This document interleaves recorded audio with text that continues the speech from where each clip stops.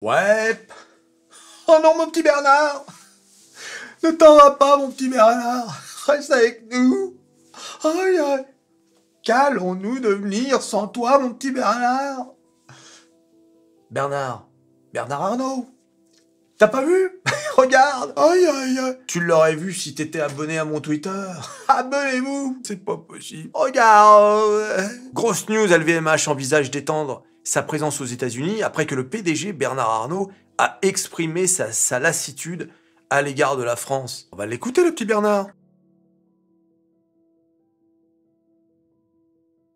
Je reviens des USA, comme vous l'avez très gentiment noté, et que j'ai pu voir le vent d'optimisme qui régnait dans ce pays. Et que quand on revient en France, après avoir passé quelques jours aux USA, c'est un peu la douche froide, je dois dire. Et on a l'impression qu'aux USA, on vous accueille à bras ouverts, les impôts vont descendre à 15%, les ateliers qu'on peut construire aux USA sont subventionnés dans toute une série d'États, et le président américain encourage ça. Le marché se développe très vite, il n'y a qu'à prendre la nouvelle boutique que Pietro a ouverte à New York, qui est un succès incroyable, franchement, il y a des queues de 100 mètres de long, enfin, c'est vraiment assez exceptionnel, et pourtant c'est très très élitiste. Donc quand on vient en France, et qu'on voit qu'on s'apprête à augmenter les impôts de 40% sur les entreprises qui fabriquent en France, quand même à peine croyable, donc on va taxer le Made in France. C'est pour refroidir les énergies, on fait difficilement mieux. Pour pousser à la délocalisation, c'est idéal. Alors je ne sais pas si c'est vraiment l'objectif du gouvernement, mais en tout cas il va l'atteindre. C'est ce que je dis, s'il arrive au bout de ses plans. Ça c'est inévitable, alors qu'il y a d'autres solutions. On leur a proposé d'autres solutions, évidemment la bureaucratie, voilà. C'est pour ça on faudrait faire comme aux États-Unis, nommer quelqu'un pour slasher un peu la bureaucratie, mais dès qu'on essaye de faire ça, bon là, on est poursuivi, c'est impossible. Et encore, il n'a pas parlé du prix de l'énergie, qui est 2 à 3 fois moins cher qu'en France. Bah oui, bah vous vous souvenez plus. Bah à cause de Bruno Le Maire, qui voulait... Bruno Le Maire, l'homme qui met des économies à genoux. Et oui les amis, on s'est mis les Russes à dos, donc du coup on a dû acheter l'énergie aux États-Unis qui nous vend son gaz liquéfié 4 fois plus cher. Enfin bon, vous connaissez l'histoire, on va pas revenir là-dessus. Et résultat, on s'est tiré une balle dans le pied. On pourrait citer 1000 choses sur lesquelles on s'est tiré une balle dans le pied. Les voitures, le nucléaire, enfin bon. Mais ce qui est drôle, on va venir sur le fond, mais sur la forme. Je crois que c'est la première fois que j'entends Bernard Arnault être aussi direct avec le pouvoir. Pourquoi il fait ça? Pourquoi aujourd'hui? D'abord, le pouvoir français n'a jamais été aussi faible, avec un président qui ne sert plus qu'à inaugurer, vous l'avez vu, là, il est allé au Louvre pour dire le Louvre, il faut investir pour le rénover. Donc maintenant, c'est l'architecte des bâtiments de France, Macron. Il nous a... donc il a fait Notre-Dame, maintenant il va s'occuper du Louvre. Voilà, il ne sert plus qu'à ça. C'est très bien d'ailleurs, vu qu'apparemment ça apporte de bons résultats, qu'il fasse ça. C'est très bien. La dissolution, le fait qu'il n'y ait pas de majorité, fait que désormais, il n'y a plus de pouvoir. Donc du coup, ce sont des gens comme ça qui prennent le pouvoir. La nature a horreur du vide. Voilà. Donc il trash le système français parce qu'il sait que c'est le moment. Si c'est vraiment le moment. On a aux États-Unis Trump qui vient d'arriver au pouvoir avec, quand il disait il nous faudrait aussi quelqu'un qui balance toute la bureaucratie. Il pense bien sûr à Elon Musk et le fameux Doge là, le département de je sais plus quoi. Et bon, il sait très bien qu'en France c'est impossible. Mais bon. Il met quand même un petit coup de pression au gouvernement pour ne pas qu'il y ait une augmentation d'impôts. Donc sur la forme, vous voyez que il y a le patron de Michelin aussi, qui a dit quasiment la même chose. Donc tu vois que les patrons, les grands patrons, sortent du bois pour faire quelque chose qu'ils ne font que très rarement, c'est-à-dire s'exprimer sur la politique, et ce de façon publique. Pourquoi? Parce que le pouvoir est faible. Donc maintenant, c'est eux qui prennent le pouvoir. Et maintenant, sur le fond, bien évidemment que la fiscalité des entreprises est beaucoup trop élevée en France. Si tu prends toutes les cotisations obligatoires, on est à 46%, vous vous rendez compte? Même l'Allemagne, qui est quand même assez haute, est à 40%. Tu vas me dire, c'est beaucoup. Mais peu importe, c'est quand même moins que nous. C'est-à-dire qu'en Europe, de toute façon, c'est pas un environnement friendly pour les entreprises. Mais en France, c'est encore pire. En France, on a décidé de mettre encore plus. D'ailleurs, c'est un peu comme les lois, tu sais, les lois restrictives votées par l'Union européenne. Eh bien, vous n'avez pas remarqué que la France rajoutait une surcouche, tu sais, pour rendre encore plus restrictif. Que ce soit dans l'agriculture, le bâtiment. C'est fou, hein. ne me lancez pas sur le bâtiment, parce que comme c'est mon métier, c'est incroyable. Toutes les normes stupides, hein, et même à l'échelle locale, c'est-à-dire à l'échelle municipale, avec vous connaissez, hein, les PLU, hein, plan local d'urbanisme, hein, les permis de construire qui te refusent pour un oui ou pour un non. Tu sais, toute cette bureaucratie, tu sais, du fonctionnaire qui veut se rendre utile, hein, qui est persuadé que s'il ne met pas un rejeté, il va perdre son emploi. Tu vois ce que je veux dire? Vous avez connu ça, forcément. Hein, t'as fait construire une maison ou un truc comme ça. Tu sais de quoi je parle. Les auto-entrepreneurs. Hein, on a inventé ça pour que tout le monde puisse créer sa petite entreprise. C'était très bien, les auto-entrepreneurs. Bravo, je ne sais même plus qui l'a créé. C'est Sarkozy, Hollande, je ne sais plus. Mais peu importe. Et d'ailleurs, Macron a fait une bonne chose. C'était limité normalement à 32 000 euros de chiffre d'affaires par an. Macron a dit, quand il est arrivé, tu sais, quand on croyait encore qu'il était le mec qui allait changer la France, il avait pris une bonne mesure. Il avait doublé ce chiffre d'affaires, ce plafond. Et il l'a monté à 70 000. C'était très bien, bonne idée. Eh bien, qu'est-ce qu'ils ont fait récemment? Ils ont augmenté l'URSSAF. Les cotisations URSSAF. On est passé de 21-22% selon les cas, à maintenant on va arriver à 26%. Allez hop, 4% en plus. Tu vois, imagine le gars qui gagne que dalle avec son truc auto-entrepreneur. Il va déjà qu'il comprend pas qu'il doit payer un quart de son revenu, bing, on augmente encore. Et ça, c'est sans les impôts sur le revenu qui viennent derrière. Les cotisations foncières d'entreprise, etc. Tu vois un peu. Voilà.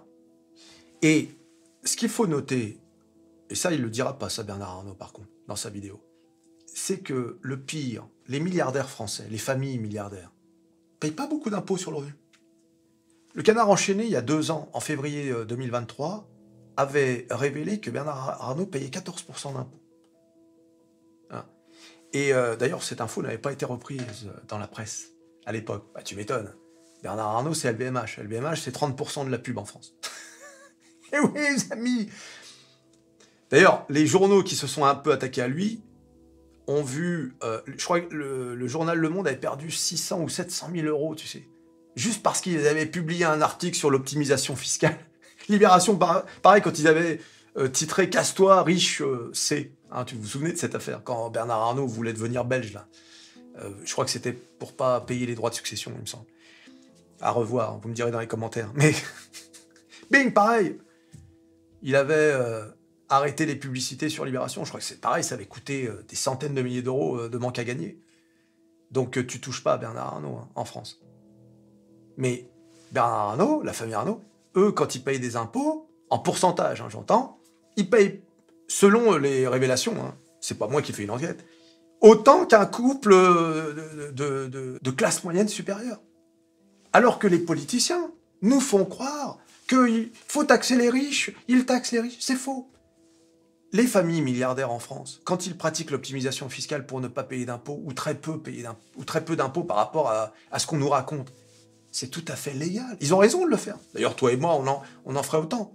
Sauf que, en pourcentage, toi le gueux, toi la populace, tu payes plus d'impôts qu'eux. En pourcentage. Toi, quand tu payes tes impôts sur les dividendes, tu payes tes 30%, ta flat tax plein pot. Pas eux. Tu vois un peu? Donc, quand ils disent on va taxer les milliardaires, les machins, les plus riches, c'est faux. Et c'est pour ça qu'ils s'en prennent aux entreprises. Parce que les entreprises, qu'est-ce que c'est? C'est à la fois LVMH, mais c'est à la fois, comme je viens de vous le dire, le petit auto-entrepreneur à qui on a augmenté les impôts. Enfin, en tout cas, les cotisations obligatoires. Et on va s'en prendre aussi aux petites et moyennes entreprises, qui, elles, n'ont pas, bien sûr, le pouvoir de parole de Bernard Arnault. C'est pour ça que sa prise de parole, elle est importante, elle est essentielle pour faire bouger. Il y a tant d'hypocrisie dans ce pays, tant de non-dits, tu sais. C'est incroyable. Hein. Voilà. Ça va mettre un coup de pied dans la fourmilière. Hein. Parce que là... Alors, est-ce qu'il va partir? Est-ce que c'est du bluff? Est-ce que c'est pour mettre la pression? Je ne peux pas vous dire. Sûrement qu'il va... Il avait déjà, hein, d'ailleurs, en 2020, ouvert des ateliers au Texas, je crois. Ils avaient même fait la visite avec Donald Trump, à l'époque. Il est évident qu'aujourd'hui,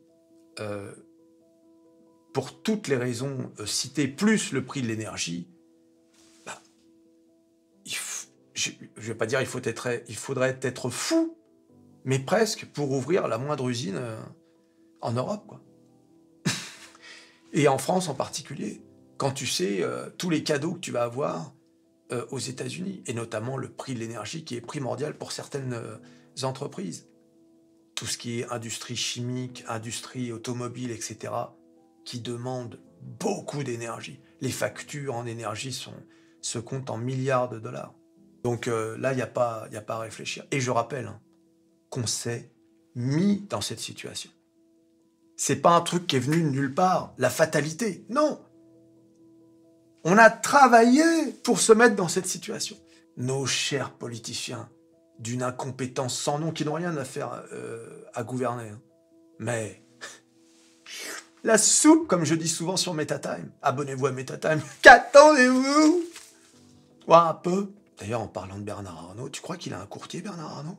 Est-ce que tu penses qu'il utilise l'un de mes courtiers? Alors, LVMH, c'est une action que tu trouveras pas à la boulangerie. Ah, si tu veux acheter une action LVMH, c'est pas un conseil financier, il te faut un courtier. Et quoi de mieux que l'un de mes courtiers? De Giro. Inscris-toi de Giro, sinon comment tu vas faire pour entrer dans le game? Comment tu vas faire pour gagner l'oseille? Ou peut-être en perdre. Je rappelle, regardez la phrase qui est affichée. Investir implique des risques de perte. De Giro. Le lien dans la description, les amis. Qu'attends-tu?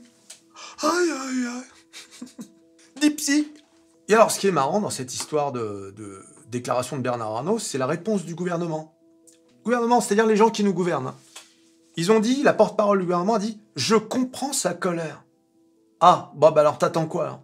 T'attends quoi pour baisser les impôts? Je comprends sa colère, je comprends que dans la condition budgétaire dans laquelle nous trouvons, chacun doit prendre part aux efforts, à estimer Sophie Primas. Mercredi 29 janvier, lors du compte-rendu du Conseil des ministres, elle répondait aux menaces la veille du patron du numéro 1 mondial du luxe de partir aux États-Unis en raison de cette taxe made in France qui, selon lui, pousse à la délocalisation. Comparant M. Arnault et son groupe à un monument économique, la porte-parole du gouvernement de François Bayrou a pris le soin de rappeler qu'elle appartenait à un gouvernement pro-entreprise. Ah bon? On ne doit pas avoir la même définition de ce qu'est un gouvernement pro-entreprise. Là, je crois que c'est la pire blague de la journée. Un gouvernement pro-entreprise qui a prévu que cette surtaxe serait temporaire. Les surtaxes... Un mec de mon âge sait qu'il n'y a pas de surtaxe temporaire. On sait comment ça marche. Vous vous souvenez de la vignette? La vignette pour les voitures. Écoute, c'était censé être temporaire, la vignette. C'était pour les vieux à l'époque. Le gouvernement planche sur un plan de compétitivité français pour accompagner le plan de compétitivité européen. Donc, tu as un plan de compétitivité français, mais pour tenir la main, il y a un autre plan. Il y a combien de plans de compétitivité? Alors, le plan français est là pour accompagner le plan européen, qui lui-même est là pour accompagner le plan lunaire. Qu'est-ce que c'est de cette phrase? Le plan français va accompagner le plan européen, le plan de compétitivité. Mais s'il y a un plan européen, ça sert à quoi d'en mettre un autre? Ils ne savent plus. En fait, la réalité, c'est qu'ils ne savent plus où ils sont. Ils savent plus quoi faire. Ils savent plus quoi faire. Tu vois, ils sont là, une dette abyssale, un déficit qui est au plafond, et au final, ils savent plus où chercher l'oseille. Ils savent plus. Je vous parlais de l'optimisation fiscale, par exemple, tout à l'heure, qui pourrait rapporter des milliards si on la supprimait. Si on supprimait toute, sauf que ils le feront jamais. Pourquoi? La peur. La peur, justement, de voir des gens comme Bernard Arnault, des familles entières de milliardaires quitter la France. C'est pour ça qu'il y a l'optimisation fiscale. C'est pour qu'ils restent. Tu vois? C'est pour ça que les familles ne sont pas toutes parties. C'est parce qu'en France, il y a l'optimisation fiscale. On fait payer la classe moyenne et la classe moyenne supérieure. C'est-à-dire les gueux comme toi et moi. Voir un peu. Écoute, c'est incroyable, hein. Toi, tu vas les payer tes 30% d'impôts, ta flat tax sur les dividendes et sur tes pauvres plus-values à 10 000 balles. Voir un peu. T'inquiète pas que toi, tu vas les payer. Un peu comment ça marche. Ils savent plus quoi faire pour trouver l'oseille. Où est-ce qu'on va le trouver, l'oseille? On n'a qu'à taxer les milliardaires. Non, ils vont s'en aller. On n'a qu'à taxer les Français. Ben certainement pas, ils ne voteront pas pour nous. Les retraités, c'est l'essentiel de notre électorat. Il reste qui? Ben les entreprises. Les entreprises. Qui a une entreprise? Personne. Ben, un peu comment ça marche. Il reste plus que ça. Ah oui, parce que le but, c'est d'être réélu. Hein. Eux, ils en ont rien à faire de quelle est la meilleure solution pour le pays. Eux, c'est quelle est la meilleure solution pour qu'on soit réélu. C'est ça, hein. La soupe. La bonne soupe. Bon, un peu. Écoute. Voilà, alors donc la question qui se pose, c'est après cette sortie de Bernard Arnault, est-ce qu'ils vont supprimer cette fameuse surtaxe là, parce que c'est de ça dont on parle, hein, de 8 milliards d'euros quand même. Quand il s'agit des petits, ils n'hésitent pas, hein, n'hésitent pas. Alors peut-être ça va avoir un effet, hein, le coup de gueule d'Arnault, du patron de Michelin, mais la situation budgétaire en France est tellement catastrophique que la marge de manœuvre des gouvernants est toute petite. Hein. Je veux dire, il n'y a pas grand-chose à faire. Hein. Pour régler les problèmes budgétaires français, il faudrait remettre tout à plat. Mais ça, personne ne le fera. Personne. D'ailleurs, quelqu'un se présenterait aux élections pour dire je vais remettre tout à plat, ferait 3% dans les sondages. Hein.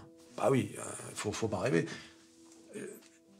Blâmer les politiques, moi je le fais souvent sur MetaTime, mais je dis souvent aussi sur MetaTime que nous sommes aussi responsables, nous, hein, c'est-à-dire la population française. On est aussi responsable de ça. C'est une responsabilité collective hein, de ce qui se passe en France. Et nous, on a quand même de la chance, les actionnaires.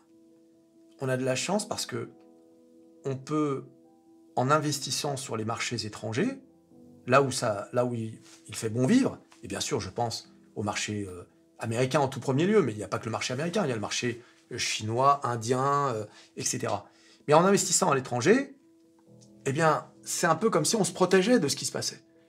Parce que tant que tu prends pas tes plus-values, etc., bon, bah, tu peux attendre éventuellement qu'un jour il y ait une situation plus favorable, ou même changer de pays pour toucher ton oseille. Mais tu vois, donc c'est un peu une sorte d'évasion fiscale en quelque sorte. Non mais c'est vrai. Je veux dire, le fait qu'on investisse, vous n'avez pas vu les pourcentages qu'on fait depuis 2020. Bon, il y a eu la correction de 2022, mais même. Regardez les pourcentages de fou. Un peu. Mais c'est vrai qu'ils vont nous rendre fous avec leurs impôts. Ils vont nous rendre fous. D'ailleurs, voyons où en est l'action LVMH. Alors, LVMH qui prend un sacré coup aujourd'hui, hein, moins 5% qui suivent la publication des résultats. C'est dommage parce que là, cette zone-là, ce rectangle, il faut en sortir pour pouvoir créer une sorte de dynamique. Hein. Et tant que tu sors pas de cette zone intermédiaire, c'est pas bon. Et là, on en était sorti d'ailleurs, mais bon, avec la publication des résultats, les marchés sont pas contents. LVMH accuse la deuxième plus forte baisse de l'indice CAC 40, reculant de 4,86% à 714 €. Le groupe de luxe s'entraîne dans son sillage Kering, moins 5,6%. Pauvre Kering, hein, qui avait un peu remonté la pente, tu sais, après les résultats de Burberry, mais Hermès cède de son côté, 0,94. Hermès, c'est toujours l'entreprise qui résiste le plus. Hermès, ça me fait penser toujours à Apple. Quand tout va mal, celle qui chute le moins, c'est Apple. Et ben là, c'est pareil avec Hermès. LVMH a publié hier soir ses résultats annuels 2024, d'où ressort un bénéfice inférieur aux attentes sur l'ensemble de l'exercice, pénalisé notamment par la faiblesse de la demande chinoise. Encore les Chinois? Après DeepSeek? Aïe, aïe, aïe. Qu'allons-nous le vivre? Les Chinois de Chine? Aïe, aïe, aïe. Le groupe aux 75 maisons de luxe a déclaré un bénéfice net en recul de 17%, c'est quand même énorme, à 12,55 milliards d'euros, là où le consensus ciblait 13,52 milliards d'euros. Le résultat opérationnel ressort en repli de 14% à 19,57 contre 20,34 pour les estimations. C'est pas grand-chose, hein, la différence. Mais bon, hein, tu sais comment fonctionnent les marchés maintenant. Hein. Pas besoin de te répéter. À taux de change et périmètre constant, le chiffre d'affaires s'affiche en légère hausse, plus 1%, contre une croissance de 13% un an plus tôt. La croissance se poursuit malgré un environnement économique et géopolitique difficile et une base de comparaison élevée après les années de croissance exceptionnelle post-Covid, a commenté LVMH dans un communiqué. Oui, c'est vrai que période post-Covid, c'est une période exceptionnelle. Donc c'est vrai que c'est difficile de comparer. C'est un peu comme les vols, tu sais, qui ont explosé. Je parle pas des vols, je parle des vols en avion. C'est vrai, les vols sont explosés. Moi, je me suis fait voler mon portable hier. Aïe, aïe, aïe. Vous avez vu ce pauvre gamin là qui s'est fait tuer pour un portable. C'est terrible. Hein. En plus, je connais bien cet arrondissement, j'ai vécu là-bas, dans le passé. C'est même pas un environnement, un arrondissement qui craint. Hein. À l'époque, moi ça fait longtemps, hein, ce que je raconte. Ça fait belle lurette. Mais c'est un arrondissement de bourgeois, le 14. Ce redressement a été porté par l'Asie, les États-Unis et l'Europe, a indiqué LVMH, avec toujours la plus grande vigilance de gestion et notre obsession pour la désirabilité de nos créations. Nous abordons l'année 2025 avec confiance, a commenté Bernard Arnault, le président directeur général du groupe. Bon, ce genre de déclaration des CIO, enfin des PDG, vont pas trop prêter attention. J'ai jamais entendu Bernard Arnault dire le contraire. J'ai jamais entendu Bernard Arnault dire nous abordons cette nouvelle année avec dépression et désolation, quitter le navire LVMH, c'est fini. Écoute, aïe aïe aïe. Je regardais hier, j'ai tweeté sur l'action Schneider Electric, hein, qui a perdu quand même 15% en 5 jours, et qui a repris là aujourd'hui. Mais c'est fou quand même, hein. Cette info DeepSeek, j'ai appelé ça l'impact DeepSeek d'ailleurs. DeepSeek Impact, j'ai appelé ça. Le groupe français Schneider Electric a perdu 15% en 5 jours, dont 7 rien qu'aujourd'hui, donc ça c'était hier. Tout à coup, plus personne n'a besoin d'autant d'équipements électriques. C'est fou quand même. Une simple news comme ça qui nous vient de Chine et tout à coup, c'est tout le marché mondial qui est bouleversé. Là, un équipementier électrique, parce qu'effectivement, dans tout ce qui est data center, etc., tu as besoin de produits qui viennent de chez Schneider Electric, Legrand, etc. Et bing, moins 7% en une journée. Et alors qu'NVIDIA avait repris 8% hein, au lendemain de sa chute catastrophique, eh bien, elle en repère aujourd'hui, on est à combien là? Près de 6%. Le marché, en fait, il y a eu beaucoup de rumeurs hein, sur DeepSeek depuis que c'est sorti. Hein. Donc, le marché essaie d'essayer de comprendre ce qui se passe avec DeepSeek. Il y a beaucoup de zones d'ombre, comme je vous ai dit dans la vidéo. Il y a beaucoup de zones d'ombre. Donc, pour l'instant, voilà, on essaie d'évaluer la situation. Ça va prendre du temps parce que c'est très technique. Et même les experts sont pas sûrs à 100% de ce qui est en train de se passer, en fait. Mais tout le monde a réagi, hein. Même Donald Trump a réagi, hein, en disant que ça devait être un coup de semonce pour l'industrie américaine, pour rester les meilleurs, etc. Donc tout le monde a réagi dans cette affaire. Nvidia a réagi en disant que oui, mais de toute façon DeepSeek a quand même besoin de nos processeurs. Tout le monde est content en fait. Personne n'a paniqué en disant non, tout le monde est plus ou moins content. Voilà, donc le marché essaie d'évaluer la situation. Mais bon, c'est pas terrible pour Nvidia qui est à moins 6,25, en fait, qui repère quasiment ses gains d'hier. Voyons un peu les valeurs. Tesla qui continue de chuter. Hein. Tesla, il y a une grosse chute de Tesla depuis quelques temps. Donc, on a atteint l'ATH, c'était quand ça? C'était le 18 décembre. Et depuis, Tesla a perdu 21%. Il y a pas mal de choses hein, avec Tesla. Je vous avais dit hein, que les positions politiques d'Elon Musk, ça peut pas durer. Ça peut pas durer, ça va forcément avoir un impact sur la société. Et je crois que ces derniers temps, je n'ai jamais vu autant de déclarations des uns et des autres sur « je n'achèterai plus de Tesla », etc., à cause de ces positions politiques. Et j'avais dit, hein, c'est pas bon du tout de mêler business et politique. Au final, ça se finit toujours mal. Même si tu peux être dans une vibe positive parce que tes idées politiques vont dans le sens des gens qui gouvernent, mais d'abord, ça restera pas toujours comme ça. Mais en plus, n'oublie pas que parmi tes clients, il y a des gens qui votent pas, enfin qui votent, par exemple, démocrate, tu vois. Donc, il y a un autocollant qui circule là, un mime, où le type... pour pas qu'on déglingue sa voiture Tesla, il a mis attention, j'ai acheté cette voiture avant qu'Elon Musk devienne fou. Pour pas qu'on lui raye sa voiture. Là, cette baisse, regardez, hein, c'est une baisse, là, depuis le 17 janvier, donc ça fait quand même 12 jours, ça n'arrête plus de baisser. Hein. Il n'y a même pas un petit machin, voilà, il y a un petit relevé là, mais c'est une baisse continue. Donc ça, là, cette zone-là, c'est pas bon, hein, ce qui se passe. Même si je désapprouve, hein, je suis toujours bullish hein, sur Tesla. Parce que malgré tout, Tesla, ce sont quand même des ingénieurs brillants, des gens qui sont brillants dans cette entreprise. Donc voilà, on espère que ça compense, mais il faut vraiment qu'il arrête. Mais de toute façon, on voit bien qu'il n'est pas prêt d'arrêter. Enfin, ça se voit, quoi, qu'il n'est pas prêt, qu'il n'est pas sur le point d'arrêter. Et en plus, lui, quelque part, il en a rien à foutre, quoi. Je veux dire, même si Tesla revenait à des valorisations beaucoup plus basses, genre 200$, ça le dérangerait pas plus que ça. Tu vois, il est dans une, voilà, il est en mission quelque part dans sa tête. Sauf que nous, ce qui nous intéresse surtout, c'est l'oseille. Eh oui, les amis, de l'oseille, bien sûr. C'est pour ça, bon, voilà, bon, c'est une action pas comme les autres. Que les choses soient claires. Vous y rentrez à vos risques et périls, et c'est une action volatile, mais surtout risquée à cause de ça, à cause de l'affaire Elon Musk. C'est à vous de voir. Moi, j'y reste, mais je sais où j'ai mis les pieds. C'est à vous de voir si vous êtes prêt à prendre ce risque. En plus, il faut savoir que je vais faire 2 vidéos là, parce que les résultats de Tesla vont être publiés ce soir avec Microsoft, mais je ferai une autre vidéo pour parler de ça. En plus, il paraît qu'avec Donald Trump, ça va plus très bien, et quand Donald Trump a annoncé le fameux truc de 500 milliards de dollars d'investissement là, qu'est-ce qu'a dit Elon Musk? Parce qu'il y a OpenAI dans les investisseurs. Tout de suite sur Twitter, il a dit « Ah, OpenAI, ils ont pas l'oseille. » Tu t'imagines dire ça alors que Donald Trump vient d'annoncer ça avec, tu sais, puis tu le connais, Donald Trump. C'est un mec très orgueilleux, aussi orgueilleux qu'Elon Musk. Le mec, il annonce quelque chose, si c'est pour torpiller son annonce dans la minute, c'est pas ça, tu vois. Donc, faut faire attention aussi à ça. Et bientôt, on va devenir assistante sociale pour investir à la bourse. Non, mais on est où, là? C'est quoi, ça? On n'a pas que ça à faire.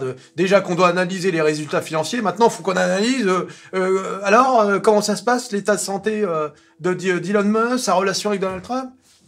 Heureusement qu'il y a Métamorphose 47, sinon on serait perdu. Eh oui, les amis. Alors, je vous parlais des earnings hein, qui auront lieu... au moment où vous verrez cette vidéo, ils auront déjà été publiés, mais je ferai une vidéo pour en parler, d'accord? Une vidéo séparée, parce que non seulement il y a les earnings, mais il y a aussi la Fed, avec Jérôme, qui a fait un discours. Là, je suis en train de le regarder au moment où je fais la vidéo. Là. En même temps. Ah, je fais tout en même temps ici. Donc, on a eu lundi, mardi, hein, vous avez vu Boeing, hein, Boeing, c'est pas bon, hein, ça sent pas bon du tout. Hein. Alors, ce matin, on a eu ASML, hein, qui a agréablement surpris le marché. Donc, ASML a fait une belle performance aujourd'hui. Mais je pense que je vais faire une vidéo séparée pour ASML, parce que avec tout ce qui se passe dans la tech, etc., c'est quand même une entreprise majeure, quoi. Hein. Ce soir, c'est Tesla, Meta, Microsoft. Donc 3 des 7 fantastiques. Demain, on a Apple, Intel et Nokia, qui pour moi sont importants parce que je suis investi dans les 3, mais je veux dire, même de toute façon, c'est important quand même, même Nokia. Hein. Faut surveiller Nokia. Et vendredi, on a les pétrolières, ExxonMobil, Chevron. Alors une image qui m'a fait éclater de rire aujourd'hui, c'est un type qui a publié en réponse à un de mes tweets. Buy the deep! With what?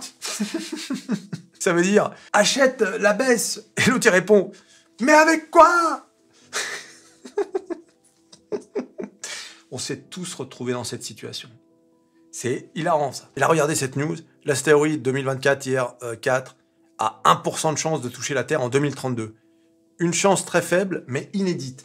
Eh, ça fait quand même une chance. 1%, c'est énorme. Alors, j'ai dit, l'astéroïde pourrait bien tomber sur ta maison en 2032. Hein, donc, quelque part, savoir si tu dois renforcer sur Schneider Electric, c'est vraiment le dernier de tes soucis. Sondage du jour! Faut-il vendre ses actions Nvidia avec la news DeepSeek? Oui, 13,1%. Non, 86,9%. Presque 900 votes, 863 votes. Vous avez encore 2 jours pour voter, les amis. Voilà, alors très rapidement, je vous donne cette news parce que je suis en train de la voir en direct. Au moment où j'enregistre cette vidéo, je vois Jérôme Powell, le directeur de la Fed, qui est en train d'annoncer que eh bien, ils ne changeront pas les taux, ils restent prudents, les taux restent élevés, hein, du coup. Hein. Pas de baisse des taux, ce qui va, à mon avis, faire plaisir à Donald Trump. La guerre est déclarée, entre deux. On verra bien, peut-être qu'ils seront raisonnables, ils vont se parler, puis il y en a un qui va expliquer à l'autre. On verra bien. Mais voilà, vous l'avez dit, hein, la montée début de l'année de l'inflation, etc., Jérôme, il n'était pas content. Voilà le résultat. Donc ça, j'en fais juste une parenthèse rapide parce que j'en parlerai dans la prochaine vidéo. En même temps que les résultats de Microsoft, Meta, etc. qui seront publiés ce soir. Ouais les amis, tu t'abonnes, tu likes, tu partages, tu clic, clic, clic sur à droite tout ce qui peut cliquer. Le petit Bernard, reste avec nous mon roi. Les impôts qui montent toujours, encore et toujours.